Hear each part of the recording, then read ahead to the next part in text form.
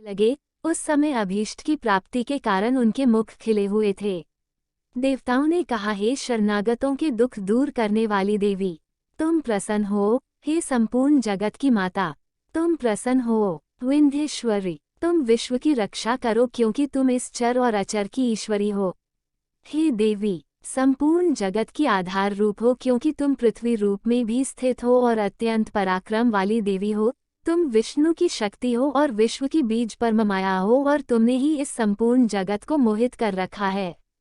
तुम्हारे प्रसन्न होने पर ही यह पृथ्वी मोक्ष को प्राप्त होती है। हे देवी, संपूर्ण विद्याएं तुम्हारे ही भिन्न भिन्न स्वरूप हैं। इस जगत में जितनी स्त्रियां हैं वह सब तुम्हारी ही मूर्तियां हैं। एकमात्र तुमने ही इस जगत को व्याप्त कर रखा है। तुम्हारी स्तुति किस प्रकार हो सकती है क्योंकि तुम परम बुद्धि रूप हो और संपूर्ण प्राणिरूप स्वर्ग और मुक्ति देने वाली हो। अतः इसी रूप में तुम्हारी स्तुति की गई है।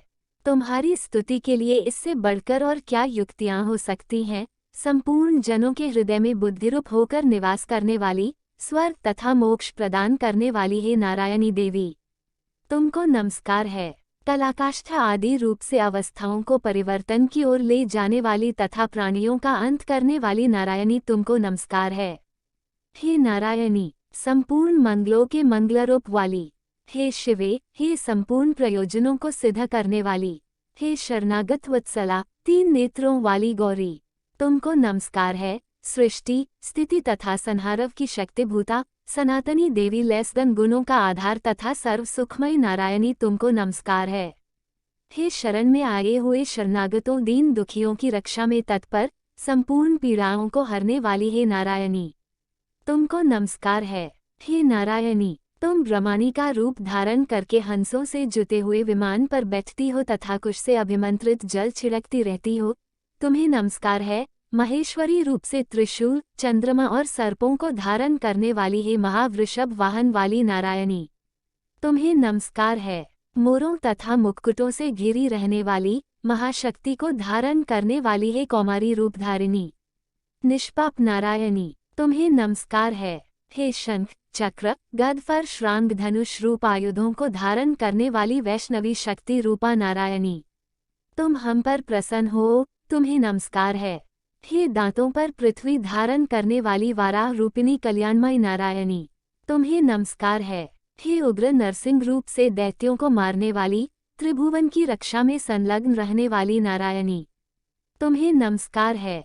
हे मस्तक पर किरीट और हाथ में महावज्र धारण करने वाली, सहस्त्र नेत्रों के कारण उज्ज्वल, वृत्रासुर के प्राण हरने वाली ऐद्री शक्ति, हे नारायणी, तुम्हें नमस्कार है। हे शिवदूती स्वरूप से दैत्यों के महामद को नष्ट करने वाली, हे घोररूप वाली, हे महाशब्द वाली, हे नारायणी, तुम्हें नमस्कार है। दाढ़ों के कारण विकराल मुख वाली, मुंडमाला से विभूषित मुंडमर्दिनी चामुंडारूपा नारायणी, तुम्हें नमस्कार है। हे लक्ष्मी, लज्जा, महाविद्या, श्रद्धा, पुष्टि, स्वधा, ध्रुवा, महारात्रि तथा महाविद्यारूपा नारायणी, तुमको नमस्कार है। हे मेधा, सरस्वती, सर्वोत्कृष्ट, ऐश्वर्य रूपिणी पार्वती, महाकाली, नियंता तथा ईशरूपिणी नारायणी, तुम्हें नमस्कार है। हे सर्वस्वरूप सर्वेश्वरी, सर्वशक्तियुक्त देवी, हमारी भय से रक्षा करो, तुम्हें नमस्कार है। हे कात्यायनी, तीनों नेत्रों से भूषित ये तेरा सौम्यमुख सब तरह के डरों से हमारी रक्षा करे, तुम्हें नमस्कार है। हे भद्राकाली, ज्वालाओं के समान भयंकर, अति उग्र एवं संपूर्ण असुरों को नष्ट करने वाला तुम्हारा त्रिशूल हमें भयों से बचावे, तुमको नमस्कार है। हे देवी, जो अपने शब्द से इस जगत को पूरित करके दैत्यों के तेज को नष्ट करता है, वह आपका घंटा इस प्रकार हमारी रक्षा करे जैसे कि माता अपने पुत्रों की रक्षा करती है। हे चिंदिके, असुरों के रक्त और चर्बी से चर्चित जो आपकी तलवार है, वह हमारा मंगल करे, हम तुमको नमस्कार करते हैं। हे देवी, तुम जब प्रसन्न होती हो तो संपूर्ण रोगों को नष्ट कर देती हो और जब रुष्ट हो जाती हो तो संपूर्ण वांछित कामनाओं को नष्ट कर देती हो, और जो मनुष्य तुम्हारी शरण में जाते हैं उन पर कभी विपत्ति नहीं आती, बल्कि तुम्हारी शरण में गए हुए मनुष्य दूसरों को आश्रय देने योग्य हो जाते हैं। अनेक रूपों से बहुत प्रकार की मूर्तियों को धारण करके इन धर्मद्रोही असुरों का तुमने संहार किया है, वह तुम्हारे सिवा कौन कर सकता था।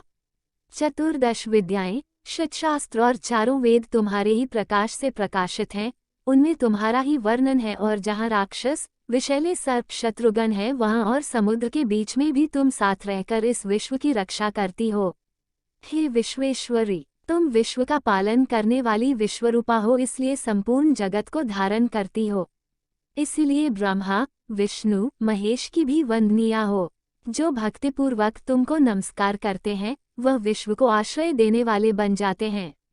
हे देवी, तुम प्रसन्न हो और असुरों को मारकर जिस प्रकार हमारी रक्षा की है, ऐसे ही हमारे शत्रुओं से सदा हमारी रक्षा करती रहो। संपूर्ण जगत के पाप नष्ट कर दो और पापों तथा उनके फलस्वरूप होने वाली महामारी आदि बड़े बड़े उपद्रवों को शीघ्र ही दूर कर दो। विश्व की पीड़ा को हरने वाली देवी, शरण में पड़े हुओं पर प्रसन्न हो। त्रिलोक निवासियों की पूजनीय परमेश्वरी, हम लोगों को वरदान दो। देवी ने कहा, हे देवताओं, मैं तुमको वर देने को तैयार हूँ। आपकी जैसी इच्छा हो वैसा वर मांग लो, मैं तुमको दूंगी।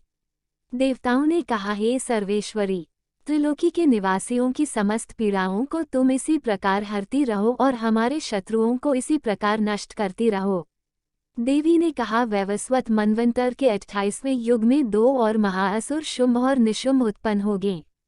उस समय मैं नंदगोप के घर से यशोदा के गर्भ से उत्पन्न होकर विंध्याचल पर्वत पर शुंभ और निशुंभ का संहार करूंगी। फिर अत्यंत भयंकर रूप से पृथ्वी पर अवतीर्ण होकर मैं वैप्रचित्ति नामक दानवों का नाश करूंगी।